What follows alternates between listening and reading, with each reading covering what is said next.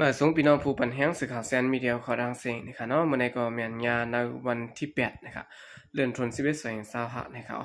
บุญดาเนอรายการข่าวตอนได้ก็เดียวดังข่าวเงาเกี่ยวกับไปลอง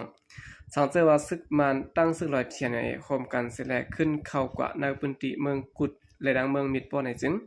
จางได้เป็นปางด้วยกันตั้งซึกขังแข่งเอดังพีเดียบนะครับเดี๋ยวดังข่าวเงาในเสียวก็มาผักตอนปันพี่น้องเขากะนะครับแล้วว่าสังเจอว่าของสีซึกมาในดังซึกประลองเทียนเอโฮมประดังจุ่มตัวแดนหลวงปอจึงเมืองเขเข้ามาจอมกันในพื้นที่เมืองกุดและเมืองมิดป้อว่าในซึ่ง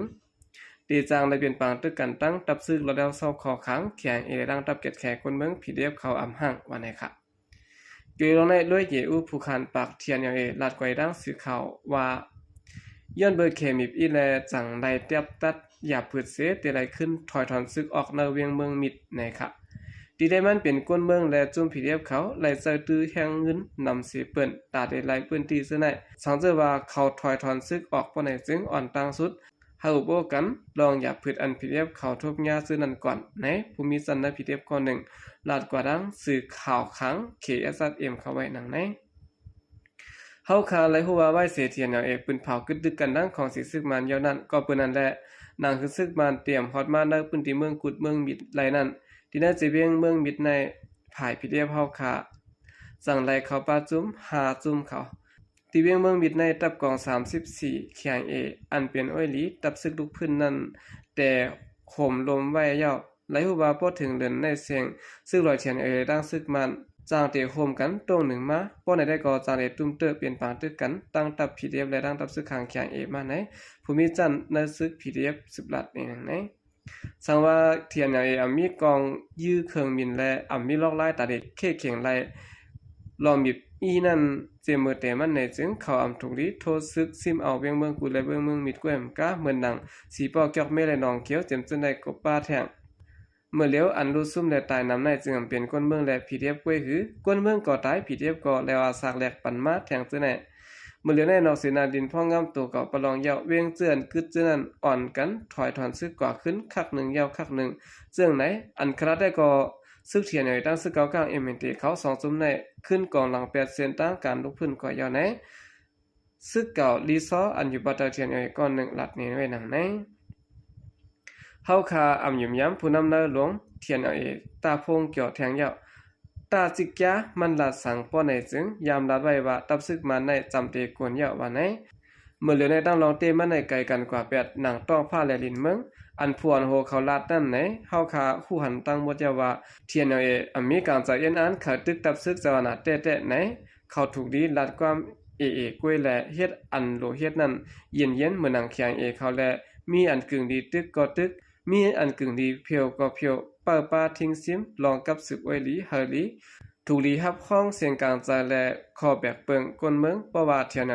เตตึกขึ้นไหนผิดเย็บเฮาขาในพร้อมตัวตันปึดปันอยู่ตาเสข้าว4 ชั่วโมงไหนภูมิจันทร์ผิดเย็บอันดัดมาปานเด้อสืบตึกส่วนไว้หนังไหนเนอปลายเรือนอำเภอในซึ่งเราเทียนที่ถอนซึ่งออกในพื้นที่เมืองกุดและเมืองมิดเฮาไหลในเสตะร่วมกับศาลก็ได้ก็ของสิซึ่งมันเขาเตสืบปล่อยกึดไว้อยู่มีข่าวมาหนังไหนก้วยการลองในได้ก็ภายดังเทียนอย่างเขาไปเป็นเผาสังเสแลมก็อยู่ด้านสื่อข่าวก่อนไปสร้างมากมันนะครับอันนี้ก็เป็นข่าวเงานะครับเนาะต่างภายเทียนอย่างนะครับที่ถอยซึกออกเวียงเมืองมิดและเมืองกุดนะครับสังเสว่าถอนซึกออกเสียวก็ดังภายซึกลอยเทียนอย่างใน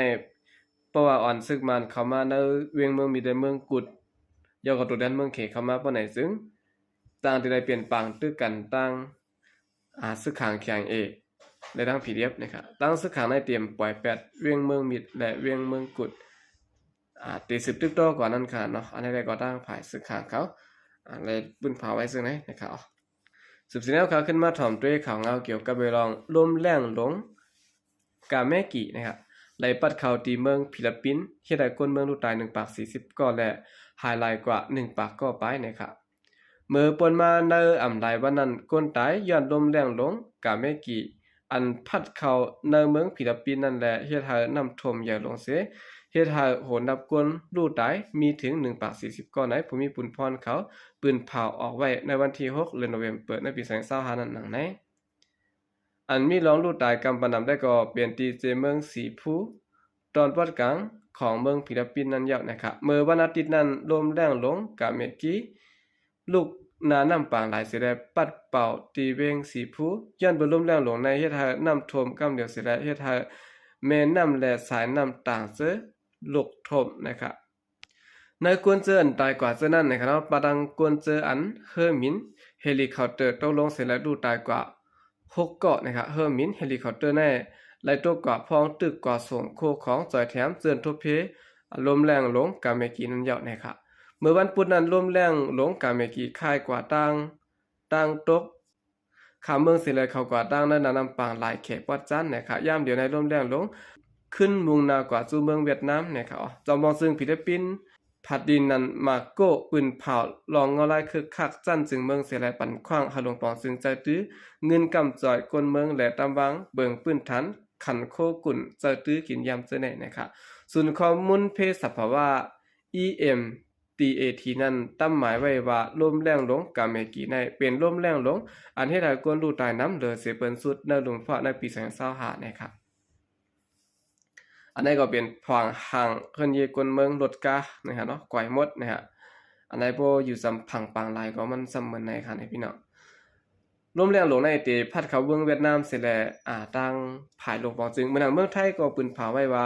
ในวันที่7และในวันที่8ต่อมาถึงในวันที่9นะเนาะฝนลงจางแต่ตกขาวแห้งนะฮะย้อนไปนั่นแหละดีกว่าแล้วไปเลยก็ขอนกันพังสติน้ำจางถมน้ำจางน้อมเสียนเจอในอยู่นะครับสืบเสนอข่าวขึ้นมาถ่อมด้วยข่าวเงาเกี่ยวกับเรื่องดีเมืองกุดนั่นไหลในการจัดสรรคัดซึกมันอ่านเขากุมกำเวียงขึ้นนะครับกุดเมืองพื้นที่เวียงเมืองกุดพร้อมกันต่อยพางเรียกปุงเรียกและดังแดงเรียกเสียงหลังในการจัดสรรคัดเจ้าอาณาซึกมันอันที่เขากุมกำเวียงขึ้นนะครับในวันที่6เดือนธันวาคม2025ยามกลางค่ำ8โมงนะครับคนเมืองเวียงเมืองกุดกูปอกกูหย่อมพร้อมกันต่อยผังเล็กปุงเล็กพร้อมกันห้องเพลงความอันมีชื่อว่ากัดตี้เสจะการลุกพื้นในการใจว่าคนเมืองตั้งเวียงมีการใจเหมือนกันตั้งหมดพร้อมลองซึกมันเตเขายึดกุมกำเวียงเมืองกุดขึ้นว่าไหนครับดรเตจัดชานผู้นำจุมก้นหนุ่มมันลูกพื้นข้าวของต่อซึกมันยึดเมืองอยู่ในแต่แดมต่างเด้อนาลิกสื่อตรงวงมันใจว่าคนเมืองกุดสันคัดเบิงจานน่ะเขาพร้อมกันต่อยตกตากในแนวว่าก้นเมืองคาซึกมันเขามาดำเบียงขึ้นนะครับเงาหางเสียนก้นเมืองกูดเขาต่อยพังเรียกปุงเรียกเคียดไทยออกเสียงมาตกตากในจอดแผ่ในสื่อตกวงก้นตั้งน้ำตั้งหลายในเขาไหลหันขึ้นเงาหางเสียงอันก้นเมืองโคมกันเหตุการณ์ตรงหนึ่งสารคัดซึกมันจึงไหนกว่าคุกสลายเบอร์ฟ้องซึกมันแต่ยึดอาณาจึงเมืองเมื่อเลือนเพียบวารีในปี2021นั้นในขักการลุกพื้นในกวนเมืองในลำลองเตไหนเตจะชั้นหลัดไว้หนังนี้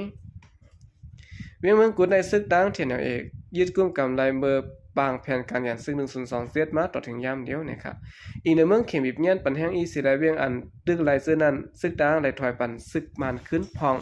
เนเรือนทนเก่าเนาะเรือนทน10ปนมาเนี่ยนะครับเวียงเมืองกุดก็เหมือนกันนะครับเนาะโฮเลนโนเวมเปอร์ในซึกดังเทียนเอกโดโลไหลจากการตั้งซึกมันว่าติถอยสายซึกออกปันขึ้นเจียเมืองกุดและเมืองมีตั้งเสียงว่านะครับก้วยกาผายโจมซึกก้นหนุ่มมันพีเรียบเขาได้ก็ปืนเผายืนยันว่าไล่โฮมกันตึกโคมกันตายมาและเตสึกแกดเคกังเวียงเมืองกุดกว่าเหมือนเก่าเตรียมย่อมถอยปนันล่าวันนะครับแล้วว่าเสียซึกมานักซึกตาตกลงกันยาวนานต่อถึงในวันที่7เดือนธันวาคม2025ย่างไปหันซึกมันเขากุมกำจะเวียงเมืองกุดขึ้นนะครับอันนี้ก็เป็นข่าวเงาลาที่เวียงเมืองกุดเนี่ยเนาะคนเมืองอ่อนกันในการซักต่อซึกมันอันเตเขามานั่นเนี่ยซึกมันได้ที่ผมสนใจค่ะนะต่อให้ในการซักปอดต่อยเสียงดังไกลก็ว่าเขามาจางได้ญาติเงียบเสียได้ยึดข้อแบบก่อนนะครับเนาะขากำเนิดสุดในก็ยินจมนับอย่างกุมมันถึงปีน้องผู้กำเทียมปัญญาก็ดังเสียงอยู่ค่ะยินจมนับอย่างมีน้ำเสียข่าวใจก็จะมาส่งค่ะ